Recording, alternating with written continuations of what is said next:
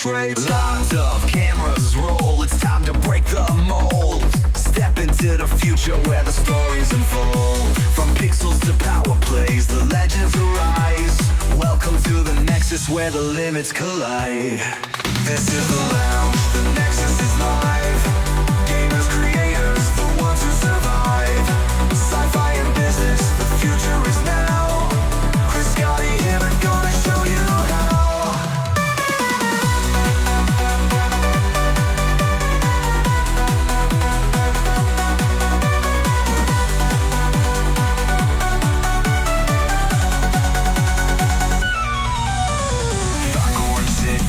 It's time for the show. The Nexus Lounge, get ready to go!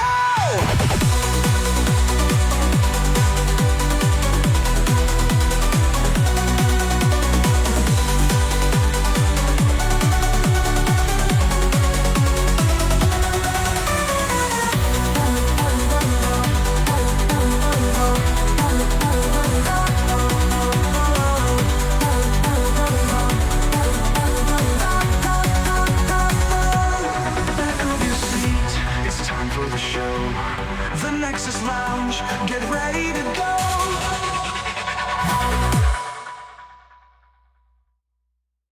Welcome, ladies and gentlemen, to the first episode of the Nexus Lounge, a new talk show that I am doing, where I'm going to be interviewing all sorts of different people, all times of the year, I hope. Our first guest joining us today is wonderful, I believe you're American, and now over in Ireland. One of them. You're one of them. I will eventually get you a full backstory event, probably in May. But they are a captain Commodore. I'm doing well this evening. They are a Commodore in Starfleet International Region 20 and the commanding officer of the USS Caroline, Jess Odell. Hi. Our next guest joining us is the current regional coordinator. I'm afraid I don't actually remember your rank. Admiral. Admiral. Yeah. Yes. Gone as far as I'm happy to go. There's only one more rank, but I don't want it because I know what job goes with it. So he is the current regional coordinator for Region 20, and Region 20 is the UK, Northern Ireland. No, the Northern Ireland is part of the UK. The UK and Ireland is part of the Starfleet International fan organisation, Richard Sands. Good evening. And our final guest today, last but not least, is the amazing Fleet Captain Phillip Gilfus, the current Vice Regional Coordinator of Region 20. Hello. So, to start it off, I've only actually got the little questionnaire I put out, one question, and it is only for Rich. So we will read that in a bit. But first of all, how has your day been, everyone? I had to teach A-level biology and chemistry. Yeah, it was a lot of things I was supposed to get done, and very little got done. So, if anyone was going to watch this episode, and the first question they come to mind is when I said SFI or Starfleet International, they're probably going to think, and they've never heard of it before, what the heck is Starfleet International? So I'm going to go around each of you and just ask, what do you think Starfleet International is in a broad sense, and an easy way to explain to someone who's never heard of it before? Jess? I think the fastest and easiest way is that it is a fan club for all levels of Trek fans. It's a place for us to get together, talk about Trek, talk about other things, and meet new people. Rich?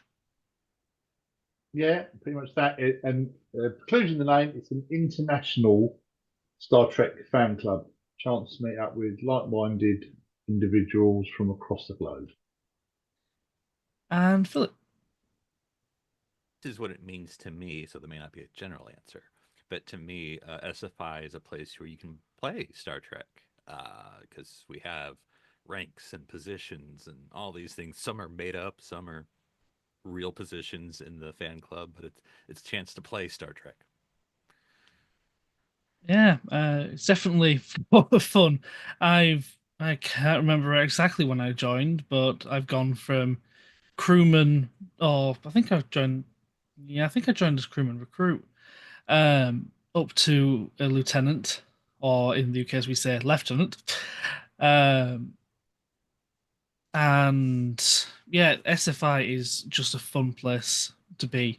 I'm now getting more involved in more wider stuff. I've mostly been Appleton LBSF stuff under the guiding arm of my Commodore, Erica Smith, as well as Fleet Captain Williams.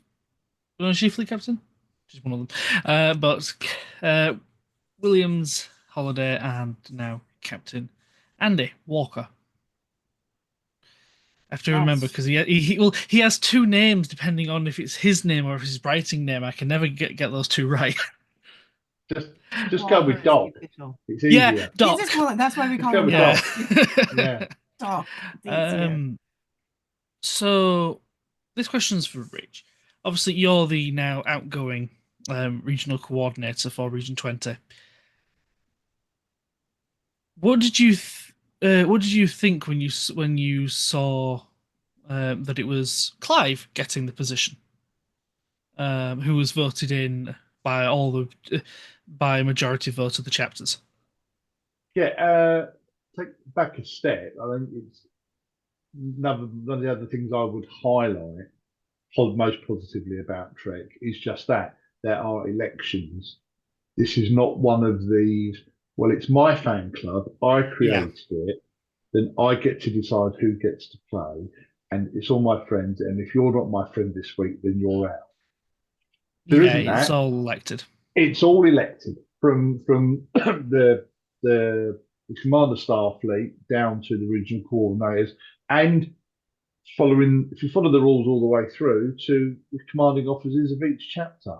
It's been that's clearly stated in the membership handbook is that commanding officers serve at the pleasure of their crew. So regional coordinator elections, fine. It's never a guarantee. What was really good, there were 3 people went for the role this time once I'd announced I wasn't going to stand again. And I'd have been delighted with any of the 3 of them getting it. All of them were making sensible, realistic cases for why they wanted the job. And the consistent part against all 3 of them was that they wanted the job to make the region better. And so that's all you can really ask for, is that someone who wants the job for that, which is what I would absolutely consider is the right reason, that you want to make a positive difference, not just because, and I've seen it happen elsewhere in SFI. What's the main reason you want that job? Was because I get a bump in rank. And it's happened. It's happened. Yeah. I will say actually, and just to point that out when that does happen, it does happen occasionally, and people do let that power go to their head. I'm very confident this won't happen in 21 days' time, actually. Yeah. I mean, heck, is it that close? Yeah. It is, yeah. It's the end of this month. Yeah. 1st of March, Clive takes over. 3 weeks left. Not that I'm counting much. He's already got everything packed into boxes. He's already moved out.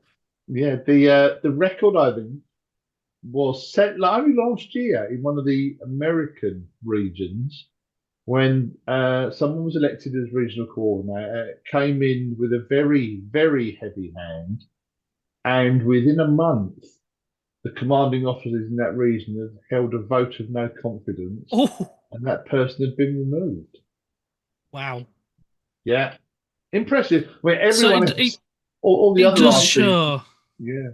It does show that it is a true democracy, and if people don't like it, because there are clubs out there that you can find where people just go, I'm in command, I decide everything. Mhm. This has been set up properly, and it's also at times as well, it's set treat like a business. I'm not going to mention something that recently happened, which both me, Jess, and Andy had strong opinions on. But it is very well done as a business, from what I can see as a lowly lieutenant in the Appleton, especially Region 20. So I will do want to say a big round of applause to you, Rich, for such a wonderful job you've done. I believe you've been as regional coordinator as long as I've been in Starfleet. So I've only known you, and it's run smoothly. Thank He you grew very he much. grew up And I'll watching you, point out, Rich. yeah, Yes, indeed. I'll point out, as I continually pointed out, it's only been as smooth as it's been because I've had fantastic help all the way through. 8 years, it'll be 8 years when I hand over, and in all that 8 years, it's never been me. Yeah, I'm the front man, which is has pros and cons, goods and bads. Over Absolutely overwhelmingly more good than bad. You're the front man. You are. This is where the buck stops. But it's always because there's been a really good team behind me, supporting me for exactly the same reason I mentioned earlier.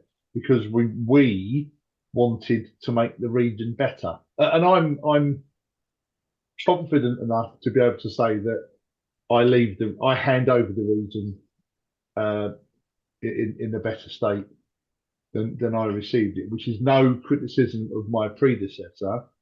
Uh, my predecessor was faced with some unique challenges, which I ended up having to take on and overcome. But I'm grateful that there isn't as many challenges going forward.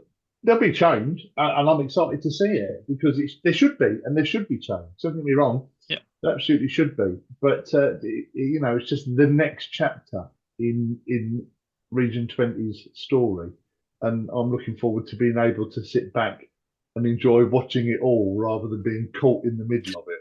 It'd be nice to be able to sit back and look and think, oh yeah, that'd be stressing me out. Oh yeah, as I laugh and sip another Raxagino. Me and Jess have both been messaging each other going, right, so we're going to try and get Clive to do this and try and get Clive to do that. But no, I will say the election was amazing. I will say, Philip, well done yourself, because obviously you were running for regional coordinator. You were one of the three. I can never say the other one's name because I will completely butcher it. I do not want to No, offend her. I'll tell you how to say it because this is how she taught me to say it. It's Ailey. It's alien without the Ailey. N. Ah, Ailey. okay. There you go. And Ailey. that's how she taught me to say it. It's Well then, alien without the N. I will eventually probably get Clive, Yeah. Philip, and Ailey together. Yes, I did. To do a nice little. Well, what were your thoughts after the election? Because obviously, we have thoughts as members because we saw it from our point, but it must have been stressful going through that election, being the candidate. I mean, just from my perspective, I think the stress is not well, and this is only my experience, and that's all I could talk about. The stress is not being the candidate. I mean, the only stress is the the I don't say politics in a bad way, but the politics of like who's voting and are you going to win or do are you worried about losing? Are you going to win? And if you win, what are the plans? But just as far as standing, um, from your experience and all the other all candidates had their own SFI experience that they were bringing to the table, and so it's just talking about the experiences, whether it's an SFI or your real life, that brought you to this position to stand for RC, and then just sharing your thoughts and experiences and vision for the region. So I mean that part was fun. I mean, because I love talking about SFI, I love talking about Star Trek. So that wasn't that stressful to me. But all the like the nominations and the chapters and talking with this that's the stress. But other than that, I think campaigning is fun in this instance because it's just talking about the stuff that you love. And I love Hmm. SFI. I mean, we all do. I'm not. It's not just me. I mean, all three of us, all four of us here, love SFI and love Star Trek. And I mean, could talk about that all day. But Oh yeah. unfortunately, I have to like go have a real life occasionally. So. On the And elections, I mean, I know I kicked off a few just conversation questions just to get kind of that snowballed into oh something yeah. that, I just wanted to open up and just go, here's a member, get somebody talking and just say, hey, look, you can ask a question here. That's I think you were one of the first few, didn't you? And then all of a Yeah, I just sudden, put up it just two opened kind the of floodgates. two kind of really general opening questions to say, hey, to kind of help the candidates introduce themselves in a slightly different format than that. It just went, it snowballed like mad. And And that's and funny enough that the election, the way it was engaged on by the members of the region, is one of the positive ways I know that I've made a difference, because that's by far the most engaged RC election this region's ever had. And it's great because people, again, another one of my 8 years of banging the drum to say it's not my region, it's your region. It belongs to everyone who's a member of it. And it was really good to see that people have picked that up and are going with it. That fine, we're a part of it. yeah, it was just, It's I one of this. Oh, was that's having way, seen way other above my ones. pay grade. Yeah, Mm. having seen other ones, I was just not, it wasn't even the level of interaction. It was just how honest and polite and friendly it was. People came with just an honest question about maybe something awkward for them that has happened, or just something they were curious about, and there was no arguing in the comment section. I mean, that's the one I was surprised at, that there was no arguing. Because the one thing you can say about the Trek fandom, yes, Star Trek fans are some of the best fans you can get out there.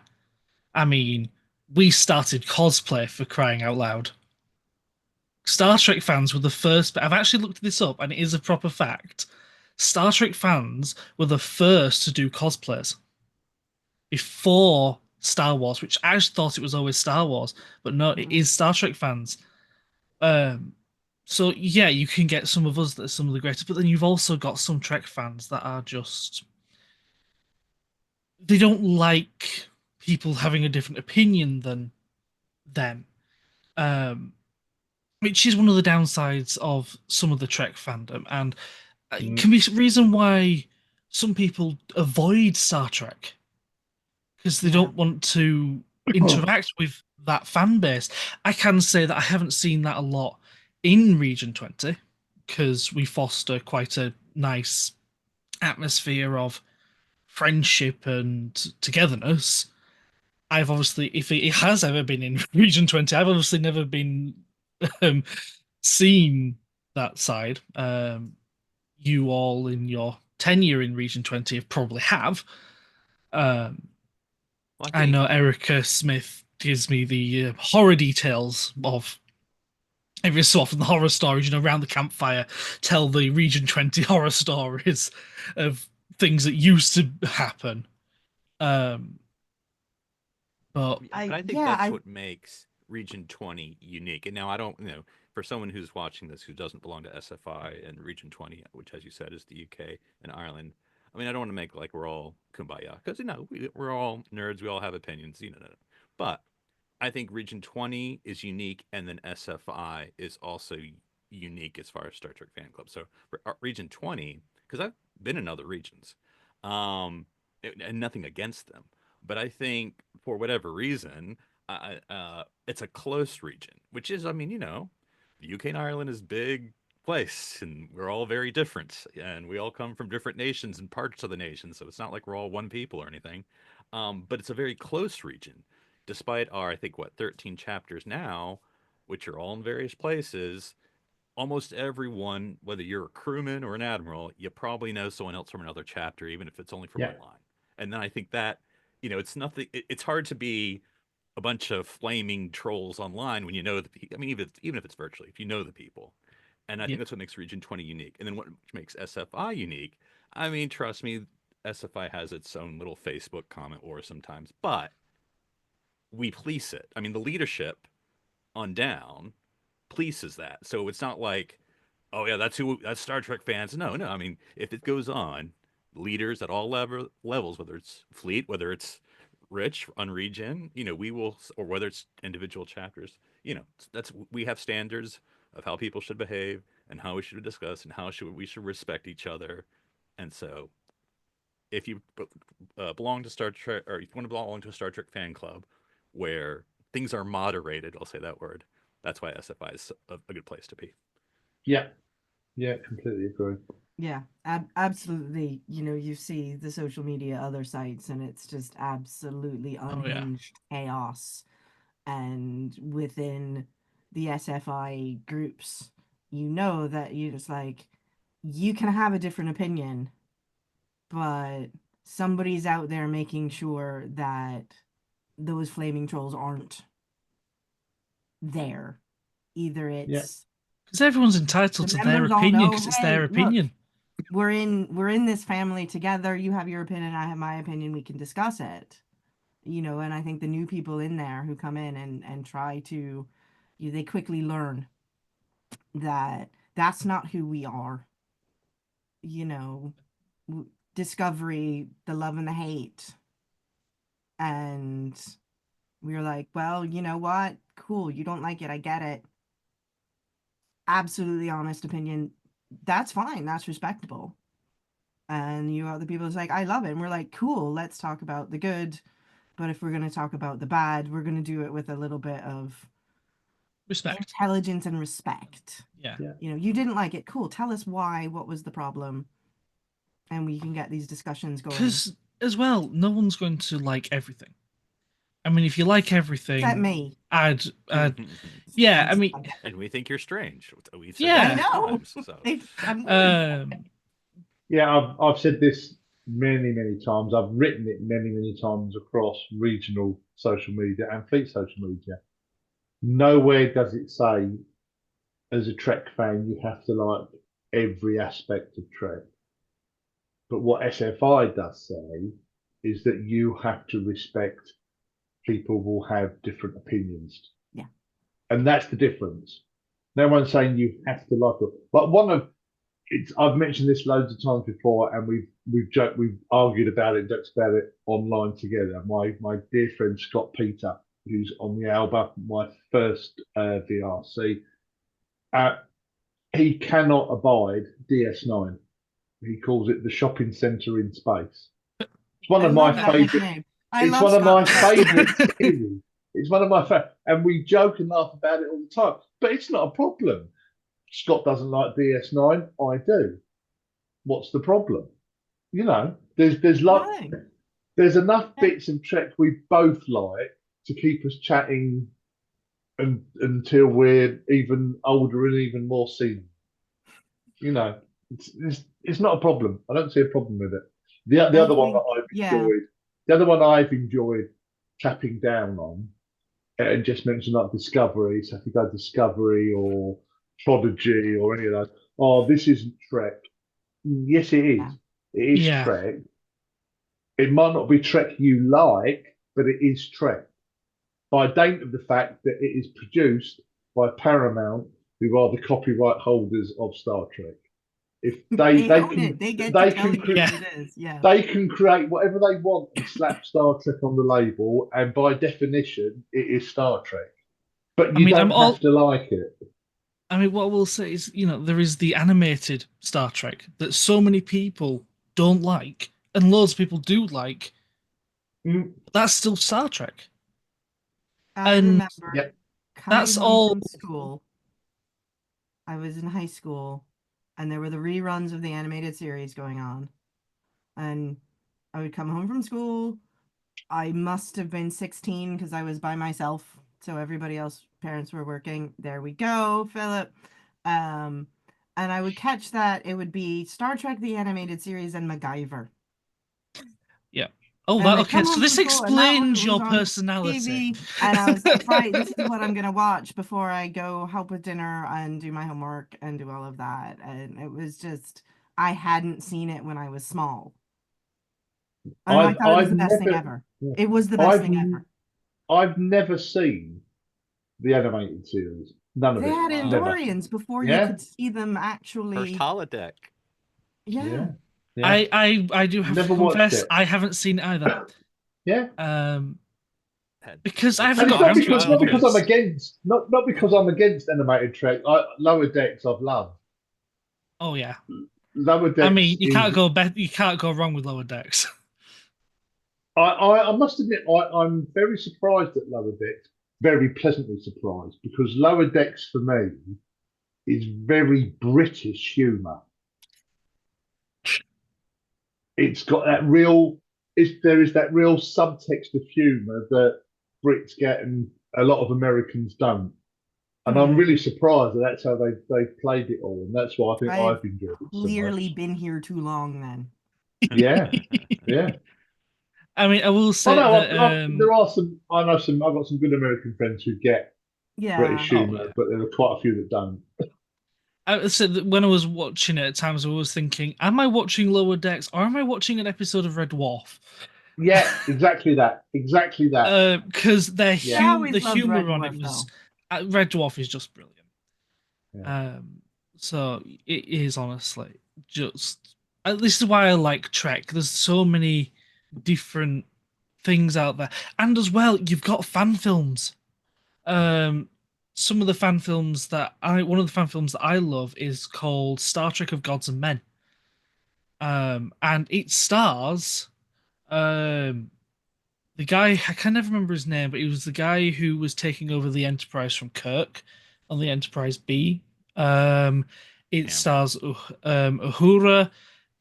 You've got Tim Russ in there. You've got Walter that one. Koenig. The people. You've got all sorts of people.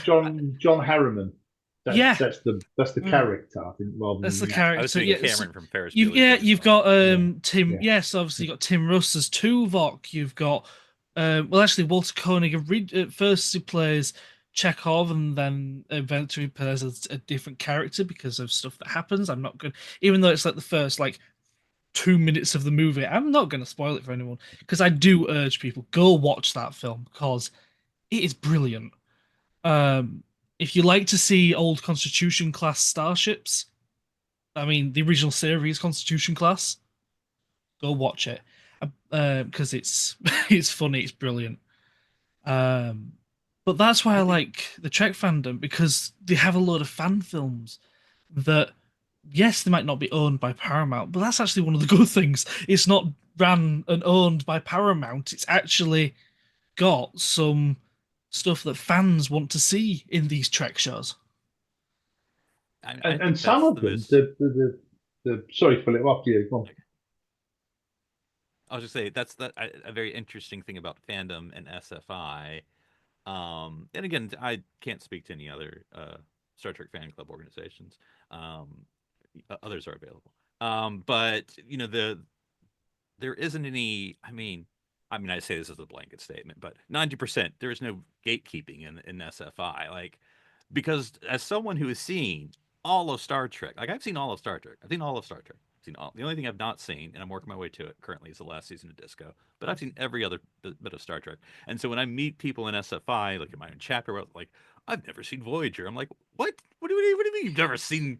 But I mean, that's me. But you will get every spectrum of Star Trek fans in SFI, which is, I don't, it doesn't.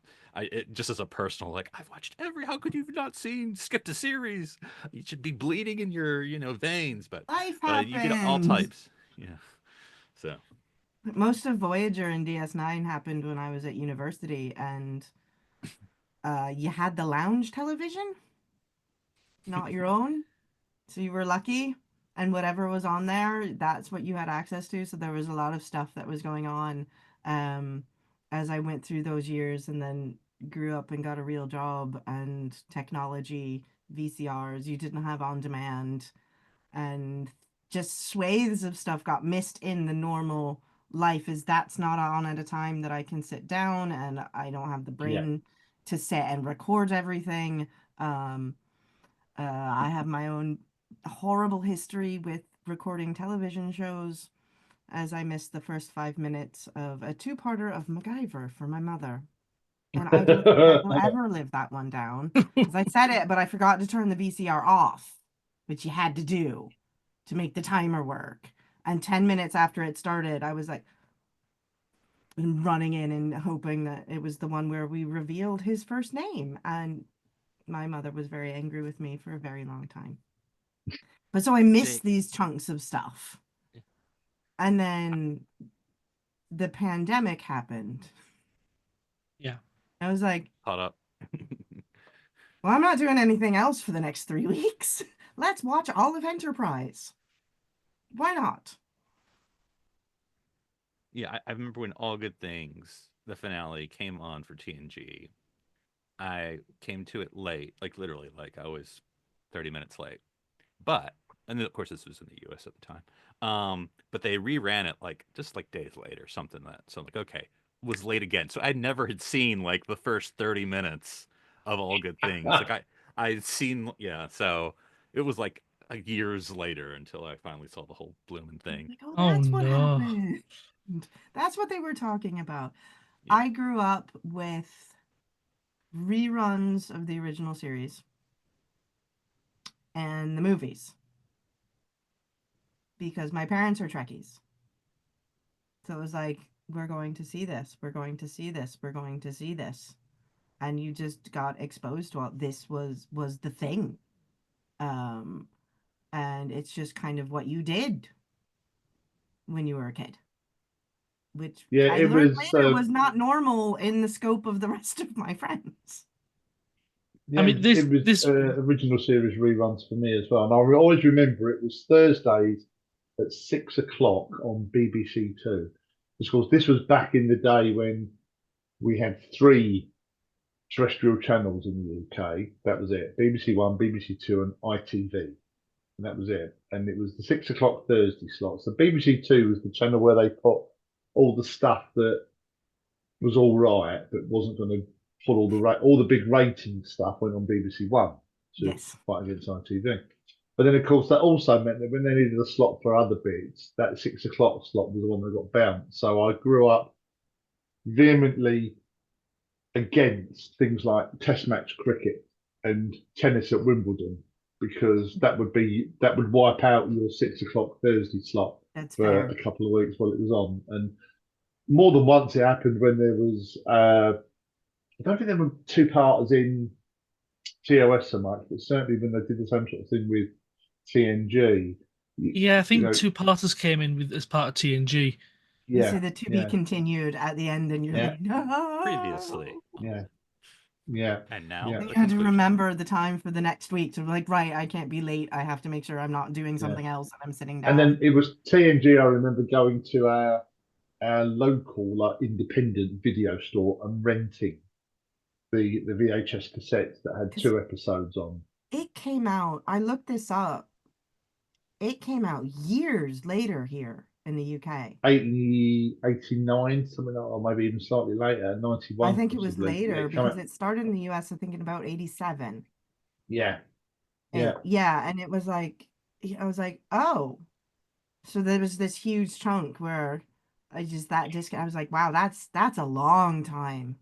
Which is why I got so bought into DS9 because that was the first series that aired over here exactly the same time as it aired in the States. So get get hold of it all straight away, and so I built up the collection of VHS, which was cool because you displayed them, and then when you line them all up, all the spines, Yeah, they get the it picture. it had Yeah.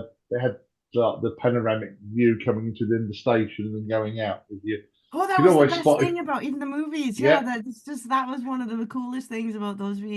VHSs. Is they were Well, that just was Yeah. big enough that you got 6. That was perfect. And when Yeah. I've just seen someone's collection today of Stargate. I can't remember if they said it was VHS or if it was DVDs, but it really, because there's so many of the ones for SG1, because SG1 ran for ages. Yeah. Yeah.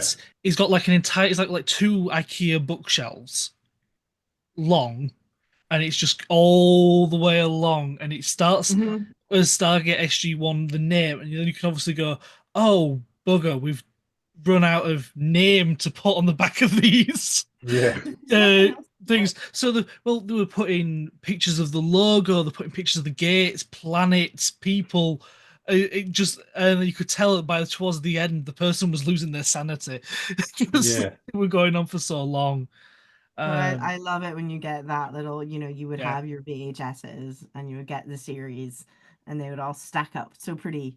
Um, and that was like if you could afford to go buy it on VHS and not Yeah. either tape it off the television. I think I went through my parents' VHS collection when I was looking for something. I was about 17. I found 3 different copies of Return of the Jedi. Because it was always on TV to the point we called it Rerun of the Jedi. But for Yeah. some reason, it was like, oh, do we have that on tape? I don't know, tape that. And it was like, why?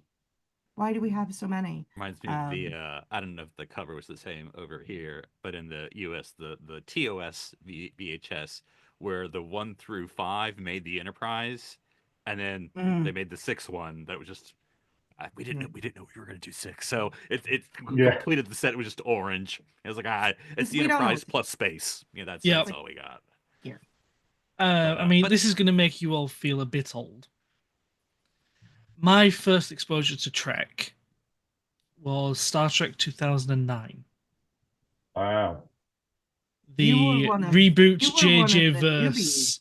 I was a newbie, yeah. Nice. JJ verse. I was only 8 at the time.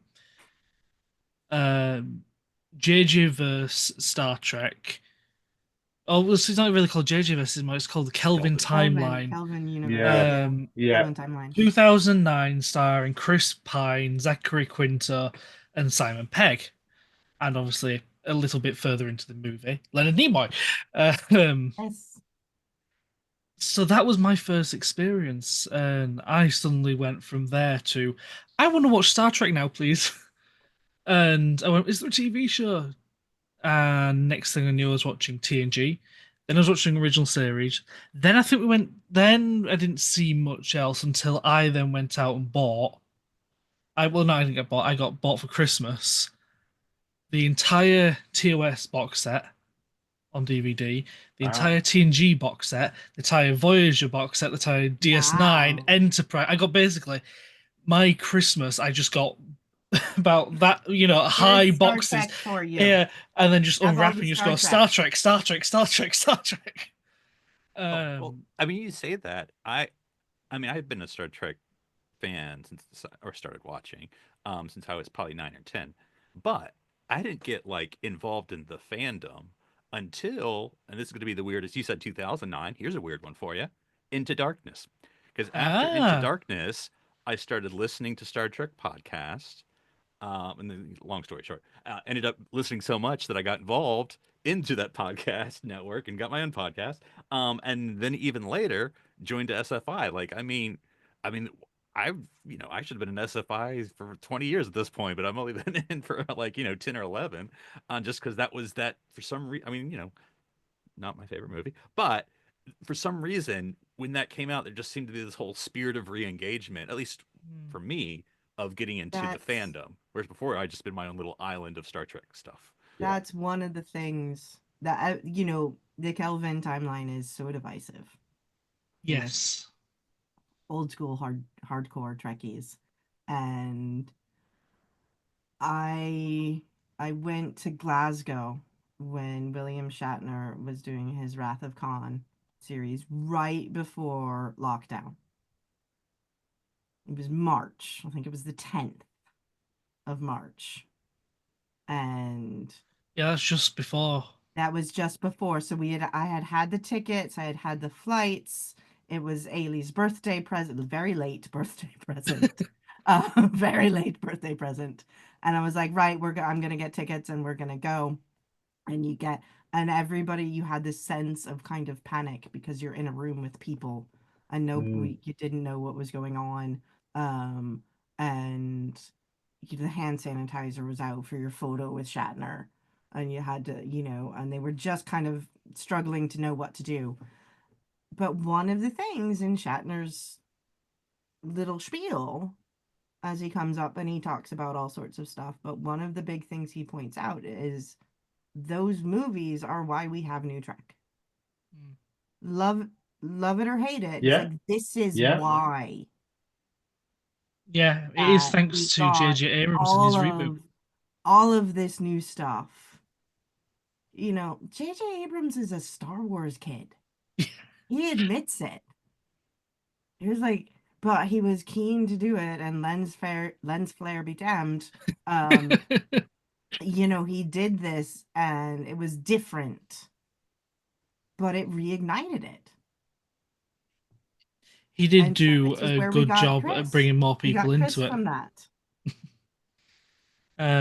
And so my exposure to SFI was actually through Leeds Bradford Starfleet.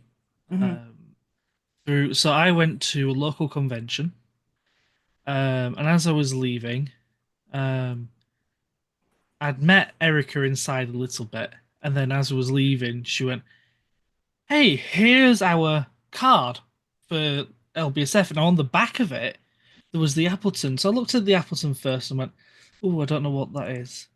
But I saw the LBSF and looked at the LBSF stuff and went, "That looks quite cool."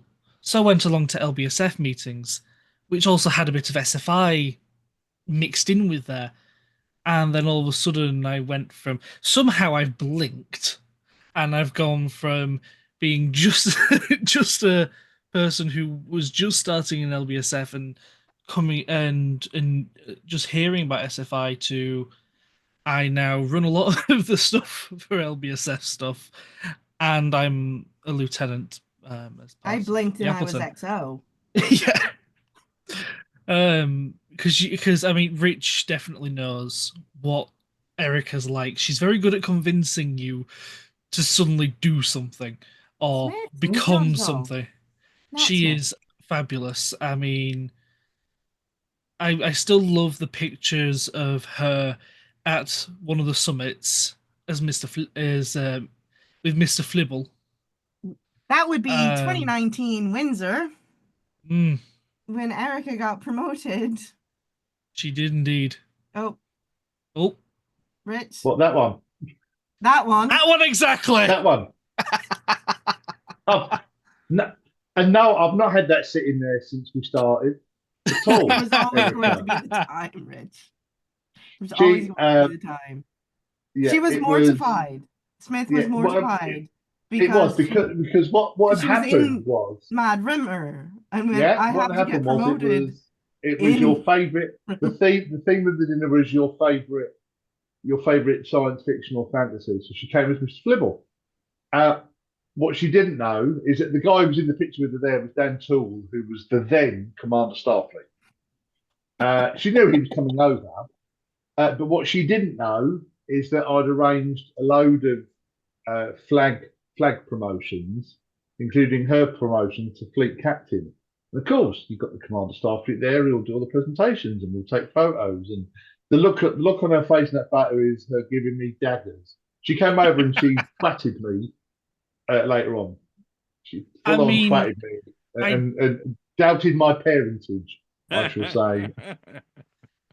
I mean, there is also the story of you going to Sci-Fi Scarborough, going up on stage and promoting her in front of the entire Sci-Fi Scarborough. Yeah. Excellent. Which I have actually said to Andy that if he ever dares do that to me, he'll suddenly find out that the social media just disappears. Yeah. I mean, Pat You would Uh, never. No. Patrick and I did. Patrick and I did London to Scarbs and back in the day. Oh, wow. Yeah, just to I go and bet you were visit it. tired when you got And home. yeah, only a lot. But it was, to do stuff. One of which was to tuck up Smith, As uh, you do. as you Uh, do, that because is because that is when as you you know do. Erica Smith as we know Erica Smith, you have to get your licks in when you can. Yes. So So this brings me. I have to admit that I think I won getting Erica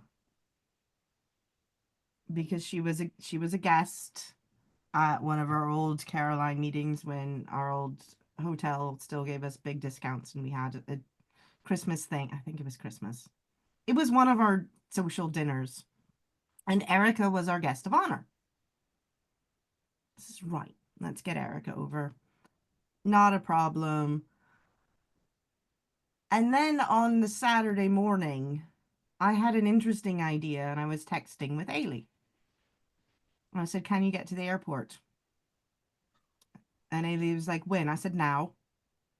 I said, "Can you get there?" Left a load of washing in the washing machine, turned around, went to the airport. I had gotten her a ticket.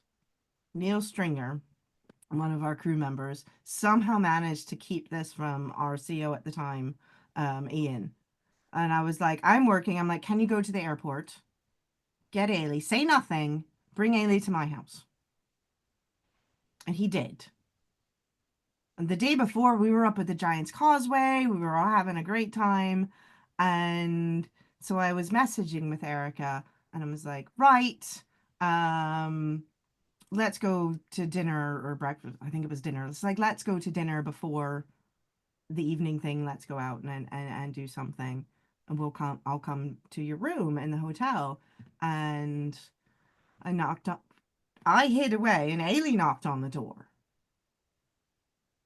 And the reaction, it took a couple of seconds because it was a short, dark-haired person with short hair and glasses, and it took a minute for Erica to realize that it was not me. And it was indeed Ailey. We got shouted out. So then we did the same thing to Ian. It Brilliant. does bring me nicely on to my next little topic.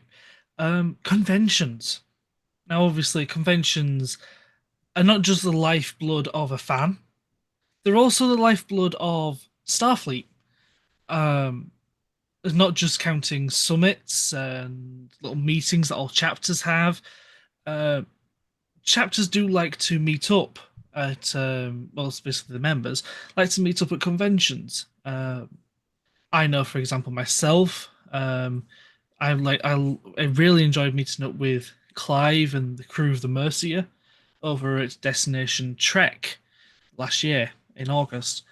Um, what is the best? And what's your? Let's go for your best experience of a convention. What's your best thing you've got from? You can either say convention, summit, a meeting, one of them, but Does it have to be SFI or just doesn't have to be a fight. It could be any and convention. Any convention. Trek, sci-fi, Star Wars, tech convention, work convention. Well, Well, and I won't ah, go into it because it's not Trek, or I won't go into detail. But a model of how to do a convention. I mean, I haven't been to a million, but I've been to a fair number. Is Gallifrey One, which is the Doctor Who fan run convention in LA, and that is fan run, so it's not corporate blah blah blah blah.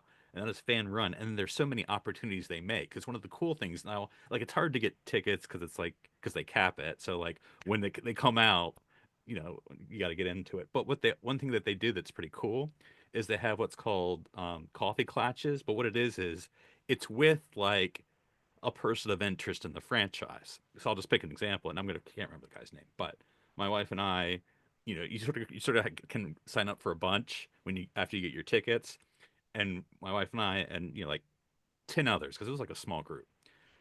I can't remember the guy's name, Jamie something. But anyway, he was the director of Jodie Whittaker's first episode of Doctor Who.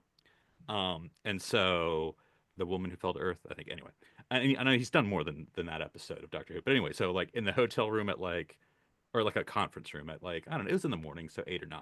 But it's just 10 of us in this conference room with this. I mean, he's probably my age, probably younger, director. And yeah, we're just there chatting, asking questions. He's like bringing out his phone of like, oh yeah, this is the stunts we did. There's some pictures I took of the Yeah, crane, and brilliant. like, and that's just like a cool thing. And that's just one example. They do a whole bunch of other stuff like they, because then they do panels that you can sign up for, like as a guest. Like you can sign up to be on a panel. So like I was on a Babylon 5 panel.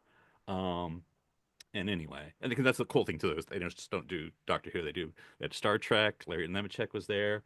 Blah blah blah. I won't go on and on. But anyway, it was just an example to me because it's pretty big, but it's not like huge Yeah. of how you can do a convention that's just fan run and provide all these different opportunities. Jamie Childs is the name.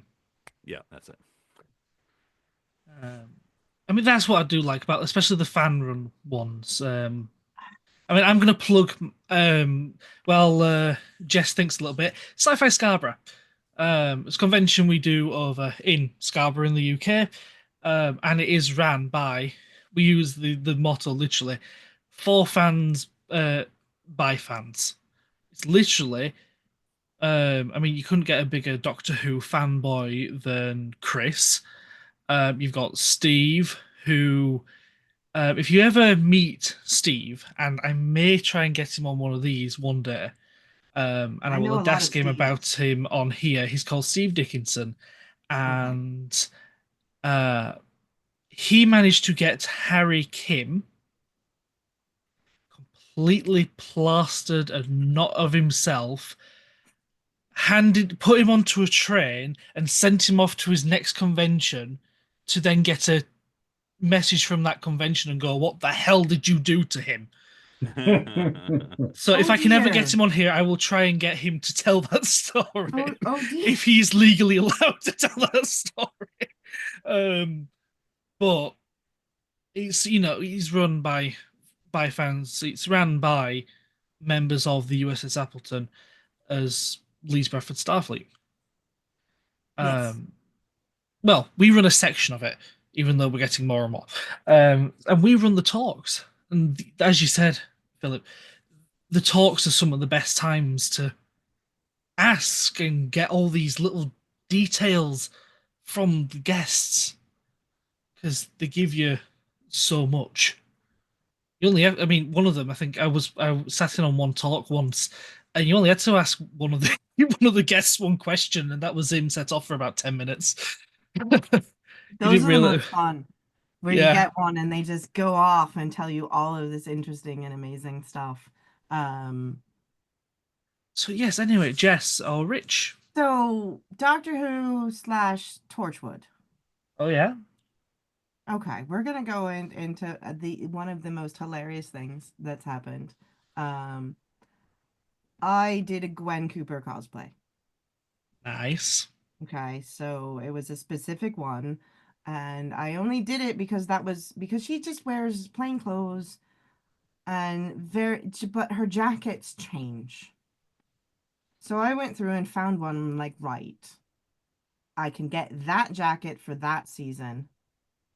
It was the only one. It was extra small. I don't know how I fit into it. But it was the right. So I pieced together the rest of the bits and bobs as clear as I could. And the first day of the convention, I went as Vasquez from Aliens. I was chit-chatting because Jeanette Goldstein was there, and that was great fun.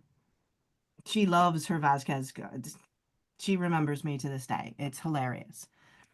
But for Eve Miles, she was having a great old time. The convention was kind of slow, so she was able to talk to people.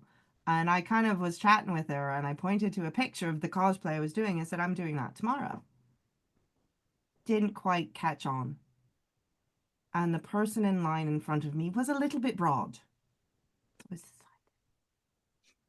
Was just hiding behind him. And he does his thing, and he walks off, and I say nothing, and I just stand there in her full outfit.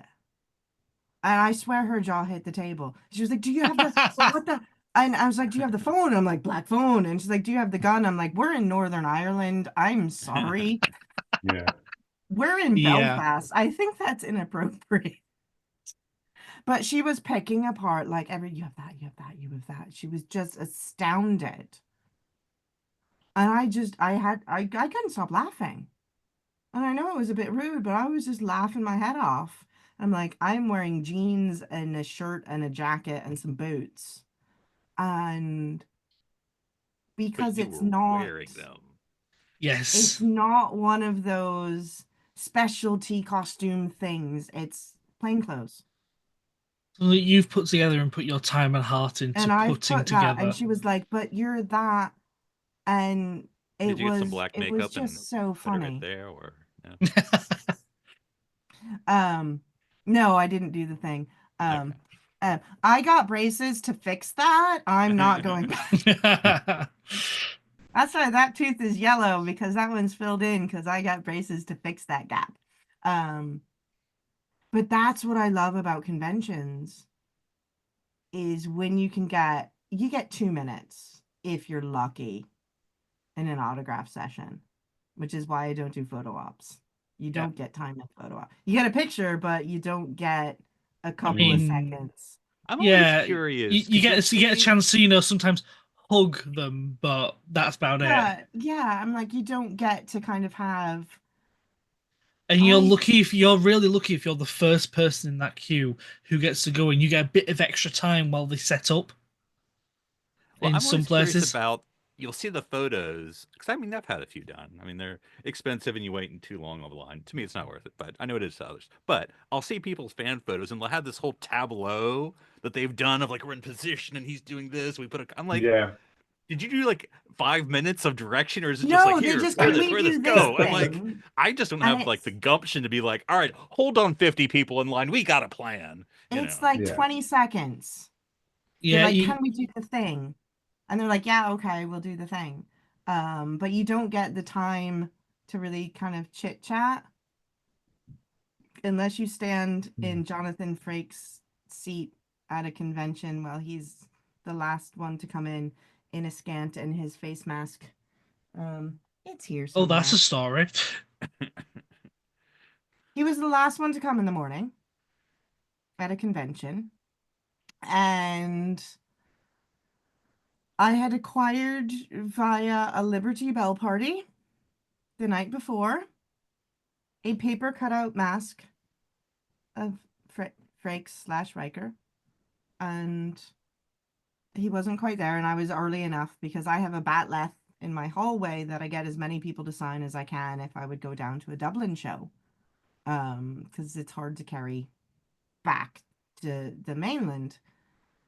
And I just kind of hung out at the front of his desk while he wasn't there. And I stood there in a nice blue scant, science as I am, and his face on my face. And he walked up and he couldn't stop laughing. And I was just like, "Okay, hi, yeah." I'm like, "You're here now. Thank you. Have your seat back." And some of that personal, like if you can just break them out of I'm here to sign stuff and trek, you get the silliest little interactions. It was brilliant. I was quite lucky with Christina Chong at the recent Destination Trek. I There have her were, CD it somewhere. was quite a long line, but everyone got about a minute with her. That's That's a long good. Um, time. That's a I That's think long it time. good. felt like a Yeah. minute, it might have been like 30 seconds, but it was a long enough time that you had a good, quick conversation with her. And when I told her how much our Noonien Singh meant to me, because as a person who is neurodivergent and sees things in odd ways and processes things differently, a bit like her character does. And when I told her that, oh, we were talking for a little bit Oh my.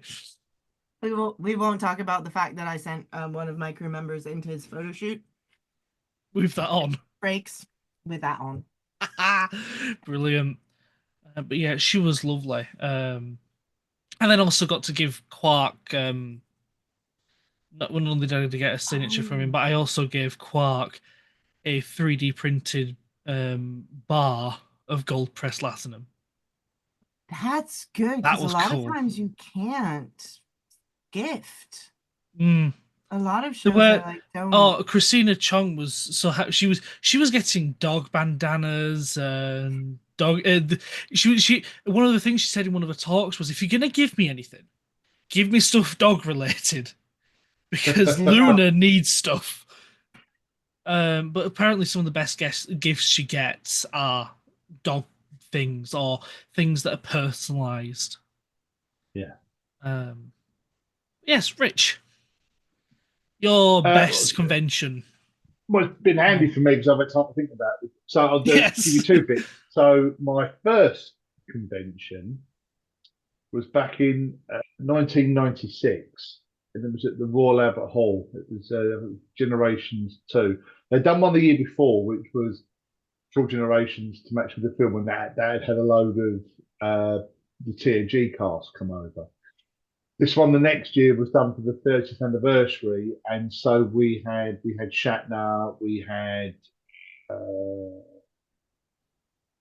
Koenig, Avery Brooks on the day we were there. So it was at the Albert Hall, and I remember to get Avery Brooks tickets. is an accomplishment. That's a unicorn there. That's yeah.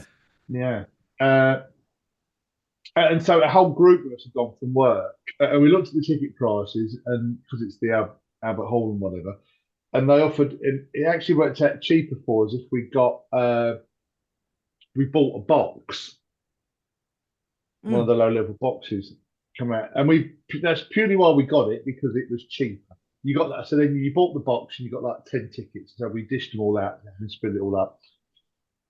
Me and my mate got there, and some of the others were there. And one of the guys from work, my supervisor, he was a massive Trek fan. He'd been the day before as well. He just bought two lots of stuff. And he said, oh, yeah, what we didn't realise was getting the box was a right bonus. Why is that? Because if you're in the seats, just in the, what would be like the stalls, down around to the stage bit, no food and drink in that part of the auditorium. But in the box, do what you want. Wow! And because this was the second day here, he'd come prepped with pies, with beer, the whole bit. It was marvelous, brilliant day. But walking out, and if you've not been to the Albert Hall is massive, because it is a massive oval-shaped building. The auditorium's right in the middle, but there are masses of space all around it and all the different levels. And it was all full up with vendors and that I don't think there were, would have been, nowadays would be prime for SFI to have had a stall there. So that was my first impression of conventions and whatever. But I think my best experience was actually virtual. So this is a Region 20 thing. So back in lockdown, I had a crazy idea that we should do an online convention, and I got Smith involved and another guy, Robbie O'Brien, and we put it all together within a week. And I think through Robbie's connections, that sort of like the keynote speaker on the Saturday night, because that tied in for him. We had a live chat with Doug Drexler. I was in the background on the Zoom chat. It's amazing, absolutely amazing. We capped it at 90 minutes, and we only capped it then because I think we started at 9 o'clock our time. Yeah. So it was getting it was kind of late. Near 11. Yeah, really late. But he was amazing, and he was chatting to us just out in his garage, But it's like his workroom and stuff, and he was just propped up against it, just chatting. He had his camera all set up, So he'd say, "Oh yeah," and then we said, "Oh, and hold on a minute," and he'd dig for it, and here's this prop from Enterprise, and digging around. Oh, yeah, and this. Oh, it was the guy because don't forget, Doug Drexler lived the dream. He was a Star Trek fan from a boy, and he got to get paid to make Star Trek. So he said he was like a dog with two dicks. That was it. He got paid. He got paid to make Star Trek, and he got loads of.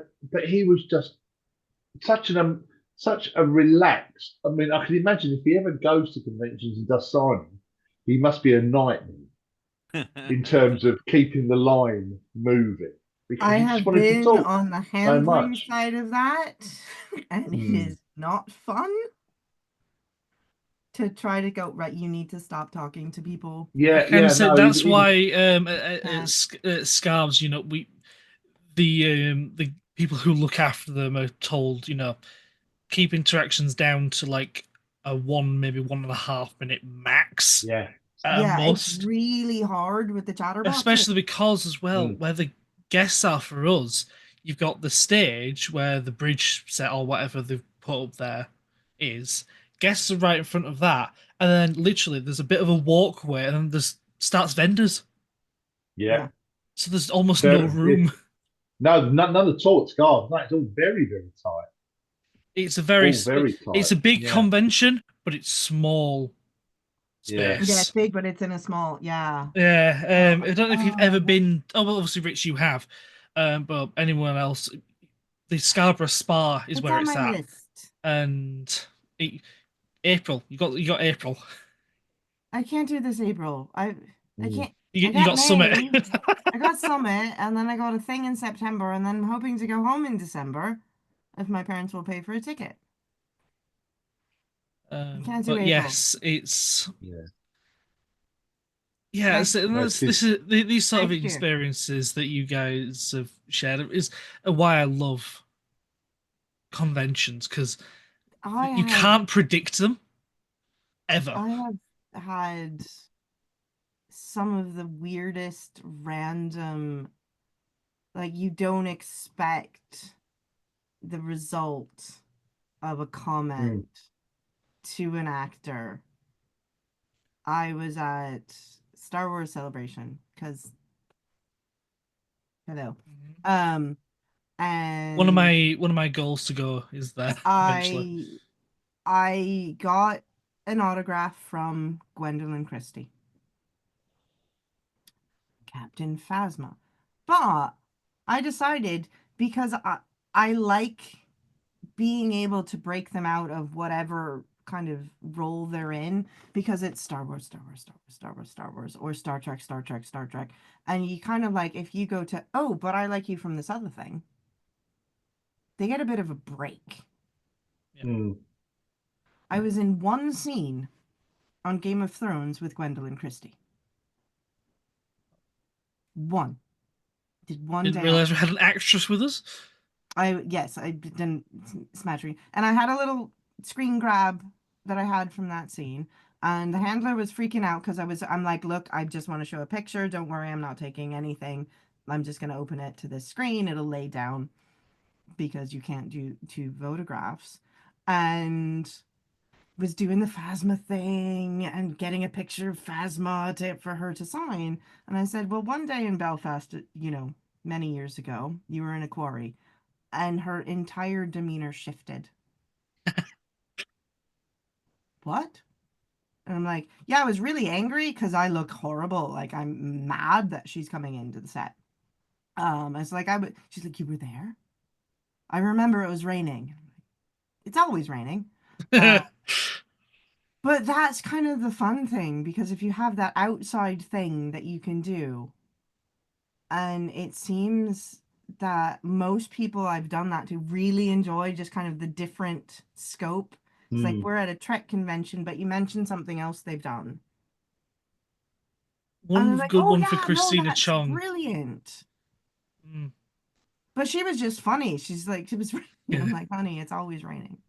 It's One Northern good Ireland. thing about Christina Chong is, obviously, for those that don't know, she's a wonderful actress. She's been in quite a few things, including Doctor Who, But one little known one that some people don't know is Halo. She was in a Halo movie. A movie, not the series. No, she wasn't in the series. She was in. I'm just gonna quickly Google it Because I don't because I think can I've never seen the remember. movies. She was in a movie, and if I just, she was in Halo Nightfall. Hmm. She was Oh. also in Johnny English Reborn. But if you Didn't do ask that. her about Halo Nightfall, all of a sudden, similar thing. Someone mentioned it in the talk, and all of a sudden she was in, she was in Star Trek mode, she was in Doctor Who mode, or Line of Duty, that sort of stuff. And then all Was of a she in sudden Line she of Duty? she was in Line of Duty, I think, for like an episode or something. Or I almost got into that. I couldn't take off work. and all of a sudden she just went, "Ooh, Halo? Yes, I was in Halo." And she talked about that, and because I was weird, I attended both talks. I could get into one of the two talks for free, or I could get into one talk and then pay for the other one. So I went talk and pay for that one. I want to see this because I went in the first day, and that was before they released the trailer. It was literally the day before they released the trailer for the new season of Strange New Worlds, so she could say nothing. She was like, "There are stuff coming I in this love trailer those that days you they're were like, I all can't going talk. to freak about, but I can't say a thing about it. So come tomorrow, and I can tell you about it." So I I go instantly, to- that moment, yeah. bought a ticket, and then she could talk about a little bit, obviously not much, because obviously they're under Paramount NDAs. I mean, those things are. Yes. She said if you were to actually, because obviously they're all digital now, but if she was to physically sign a Paramount NDA nowadays, obviously apparently they used to be about that big. Paramount NDAs now, with now that they don't have to print it off and they can go wild on it because it's digital, it's about that big. Yeah. I'm She not said, surprised. I am but not surprised. quite. She said does say that quite a few people who do Paramount stuff do sometimes get someone to. They do read it all themselves, but to get someone to quickly paraphrase it, because Here are the major things you cannot do. yes. You cannot do the thing. But I think it was whoever plays Michael Burnham when it was a Destinations. It was when it was Destination Trek was Destination Star Trek, and Discovery was first coming on. Their entire cast came over here. Yes. So obviously Jason Isaacs is from the UK. This is right here, And yeah. so he was apparently one of his things was we're all going to the UK. We're all going to this UK Star Trek convention. And the one thing they said was they are given before every convention they ever do, and it's literally the day before, and sometimes even on the day, just a list of things of you can't say this, you can't say this, you can't say this, you Yeah. can say this, you can't say that. I've They're done quite strict, apparently. some small kind of little weekender things that they say, right, there is no video recording. So when somebody gives a talk, you cannot, they're like, you can take pictures, but you can't have the video because one of the setups is like they want a little bit of relaxation. Yeah. So if somebody slips up, they're like, nobody is taking a recording. Nobody is allowed to be doing any of this. Yeah. So if somebody goofs and slips up and says something, there's no record of it. Yeah. And you see that the actors really relax a little bit Well, and do that. 'Cause you'll holding that in you'll is get more. horrifying.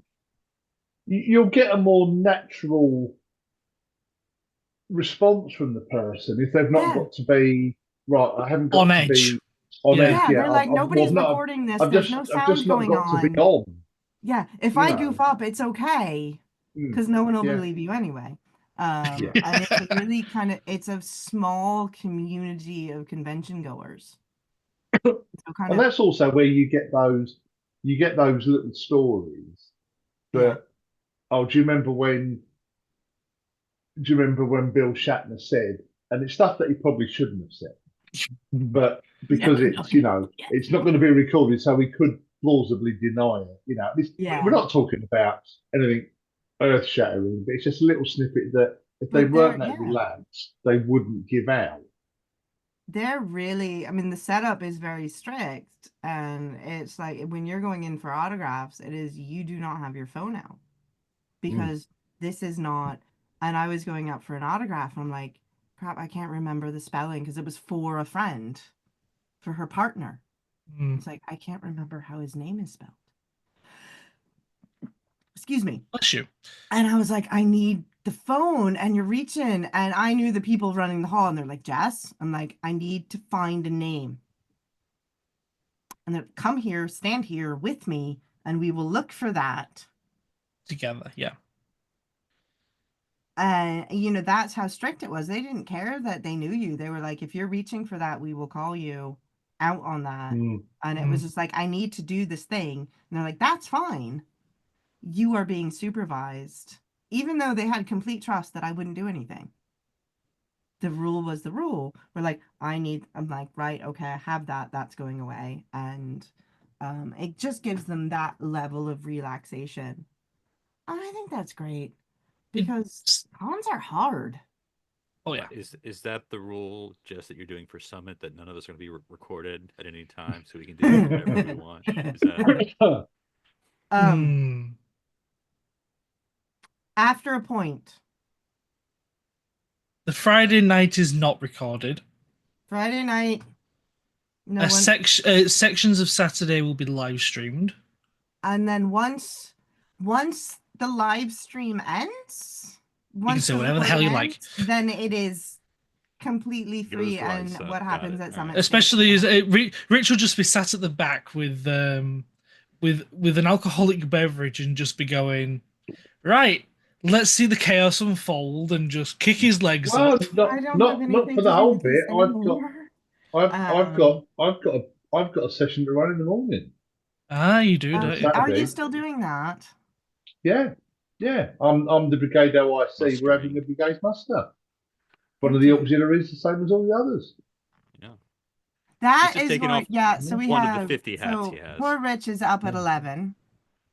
And then I think there will be many hours where there will be no recording in process. Quite probably. Many hours of things that are just gonna stay. If you're there, you were there. Because that is the beauty of this sort of stuff, isn't it? You know, you've got this happened at Summit, and no one believes you unless someone else confirms your story. Yes, and you know, maybe we will make the rule of no photos, please, or no videos, please. That's right. Apart unless they're officially sanctioned. Sanctioned. Yeah. So we're going to wrap up. You do need photos. If you didn't have photos, you know, you wouldn't have any evidence that it happened. Things like Mr. Flipper would never be recorded. Maybe I'll find an official photographer and go, right, you do that stuff, and then we'll have. I have a person. If I can get him to come, he'll do photos. It'll be great. But yes, so just going to quickly do a few little extra last minute bits. So, well, we'll ask the question because I know Phyllis will kill me if I don't ask her question that she's put on the form. Thank you, Phyllis. If you are watching this, thank you, Phyllis, for actually being the only one to put on the form. It's just a question for Rich. What's your favorite SFI memory during your time as regional coordinator?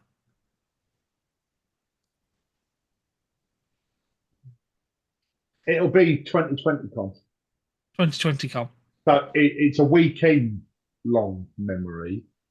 But you know, definitely that. I mean, I think that was we did a lot of and I say we because it was a big team effort all the way around. We did make a real effort to do lots of regular stuff during lockdown. And then we've got other chapters doing stuff, and that's where I think we saw a really big upsurge in the cross-chapter cooperation and stuff. You know, it was a case of essentially for that 18 months on social media, really all the chapters just went, well, it's fine. You know, usually this would be crew only, but look, anyone can join in because everyone needs something to do to stop you just looking at four walls. So that weekend, 2020 Con was amazing, and for the speed in which we put it together, and then people jumped out. Oh, I'll do a quiz. Oh, I can do something here. Oh, I know someone who could do a talk on this, and I'll get my friend to come and talk. And literally, within 48 hours, we had a weekend's worth of programming, and it just went. And so I didn't leave. I think I left my old. This is my old house, my little office, the little cubicle I had set up for being online all the time. There, I left it only to eat, to go to the loo, and to sleep that weekend. The rest of the weekend, my butt was in the chair, and we were doing the con stuff. But it was brilliant because it was a fantastic example of what SFI can do, and exactly when it was needed. So I think that for me will be my abiding memory, to say, yeah, I led on that. And if I'd done nothing else in the 8 years, because as I said, I think the big thing is not just that we did it, it's the when we did it. It was exactly when people needed it, and people were, people were saying.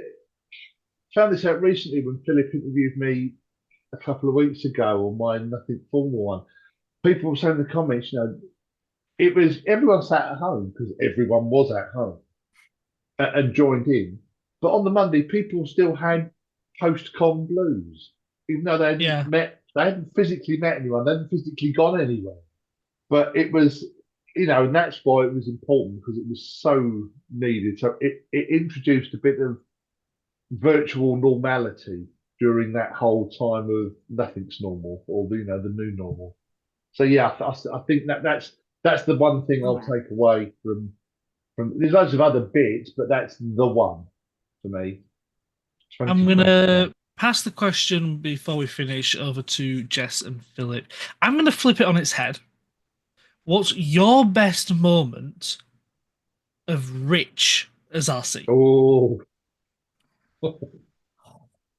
I'm gonna flip it on its head, give it Ooh. change it round. What's your best moment of Rich as a regional coordinator of Region 20? Well, they do think. Oh, As wow. as this may be, as obviously you've done your last less than formal.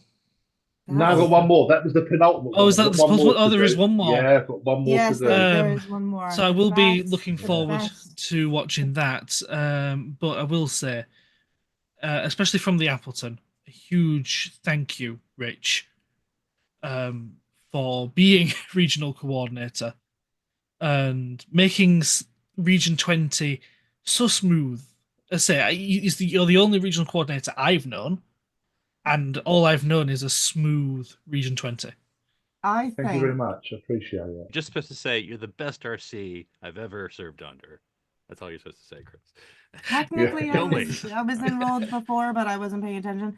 I think I must say that my best Rich moment was when my previous CO stepped down, and I had to step up, and I had, maybe not directly, but definitely the support of Region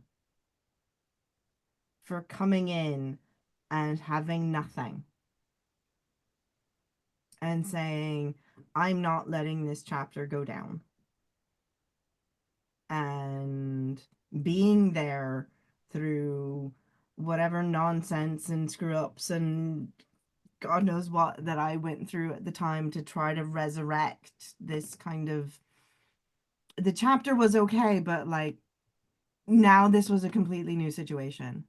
And I was basically like, right, here you go, take the club and get yourself a new team.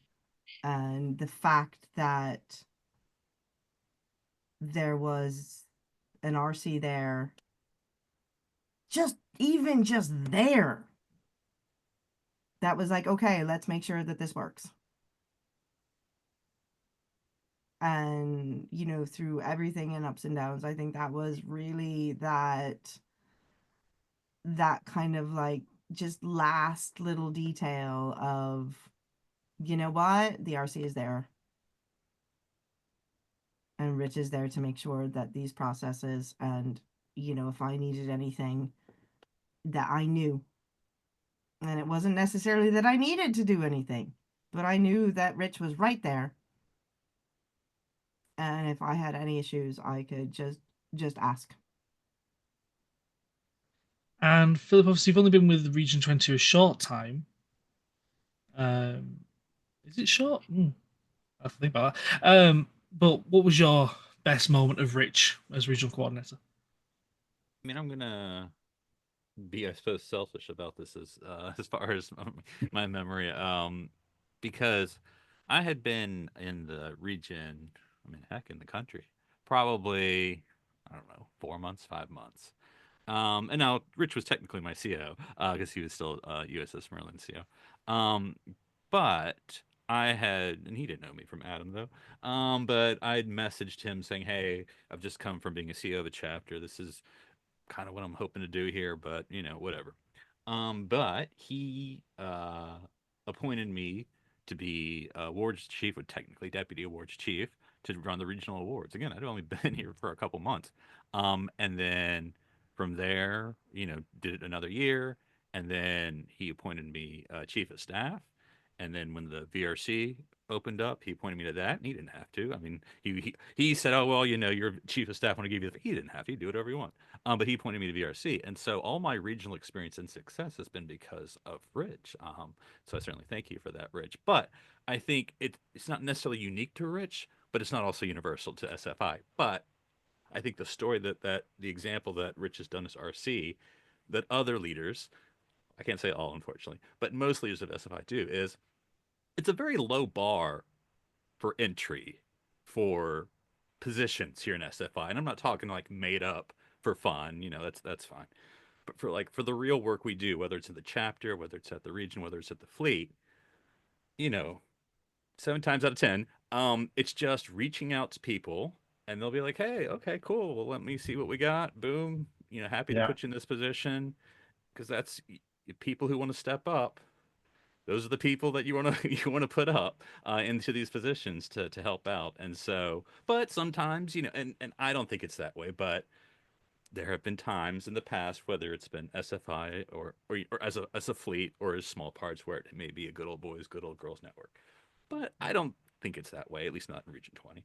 And so, Rich, I want to thank you for that. That, you know, you certainly, this strange American who showed up, you let him participate, and then let me rise up through the ranks, and so, or at least, you know, the positions, and rank too. I did get promoted, I suppose. And so I certainly appreciate it. Yeah. Thank you both. No, it's Any always strange been, Americans do we have now? yeah. We're Yeah, just no, adopting them. it's just, yeah. To mom, you know, that's my point. You know, I said it earlier on. It's never been just about me. It's always been there's a team. You can't. Uh, it's obvious to me that if I'd have, you know, I could quite easily have been one of those. No, it's fine. I will do it. I will do this. It's all done. Leave it all. And then we'd have. Well, I know exactly what would have happened with the COs that we've had in the region. That it would have been out on the air, like the person I mentioned earlier. You know, it has to be a team effort, and I've always been conscious that to give people a chance, because sometimes you can see something in someone that they can't see themselves at that point in time. So give them something to do, and then, you know, make them realise, oh, I can do that. Maybe I could want to do a bit more, because it's like any good organisation. There has to be change. There has to be evolution, because otherwise it becomes stagnant, and then it will just wither and die. But, you know, so things are different now than when I came in, and it'll be different again within the next 6, 12, 18 months with Clive at the helm. And as I said earlier, I'm really looking forward to it. The next chapter of Region 20. Yeah. Um, So yes, thank you very much, everyone. Sorry, someone messaged me and it just popped up in the corner, and I was just like, that doesn't actually. Yeah. Well, what they've sent me doesn't actually make any grammatical sense because it starts with a word that shouldn't go at the start of a sentence. So that's going to be an interesting thing to read. But yes, thank you very much, Jess, Richard, and Philip, for attending. You have been wonderful for the first episode of the Nexus Lounge. I am just going to wonder. Jess already knows this because she helped me pick the name. But do you know where that Trek reference is from? Hope so. Nexus, not the lounge part. Nexus. Yeah, the Nexus of it, but not the Next lounge best bit. bet. Yeah. So wait, is there an echo that's going to remain of me in here when I leave? Yes, Yeah. absolutely. Stuck in a Christmas tree bauble. Yeah. Yes, we are all now embedded in Christmas tree baubles. Yeah, And just you glint can- every so often. Yeah. Yeah. Oh damn! I've just realised. Oh, that could be dodgy for me. So I just realised what I'm wearing. I'm not going outside. I'm not like going chopping outside wood. chopping wood. Damn, I'm not riding a bloody horse either. I mean, I will say you are both in the correct uniforms for both Kirk and Picard. I'm just in a cardigan, so I mean, that's you're not been riding the horse way back in the background. yeah, I'm just out. Yeah, absolutely. But no, thank you very much for attending. Jess, knowing me and you, I'll probably have you back on this a few times. Rich and Philip, you are most welcome to join ever again if I ever pop out that I'm looking for people. Good. But thank you both for your service. Fun to chat. No, thank you. Thank you very much. It was great fun, Chris. Good luck for future episodes. I'm looking forward to seeing who you get next. But yes, thank you very much for joining. Thank you very much, everyone, for watching. We'll see you all next time. Thank you. Brilliant. Well done, Chris. Hello, and thank you for watching the first episode of the Nexus Lounge. Do apologise for just the flat edge of the way it looked. It wasn't the intended format that I intended to record in, but it is first episode issues, I'm afraid. I'm going to switch to a different recording method instead of utilising Zoom next time. So it will be a lot better. But thank you for watching. Please do leave your feedback, comments, likes. They'll be much appreciated. And we'll see you in the next one. Till next time, goodbye.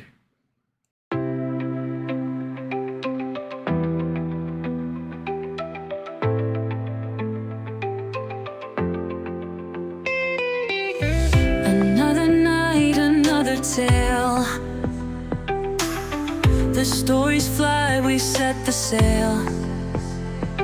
From pixels to power, from stars to the ground. The Nexus fades, but we'll be around.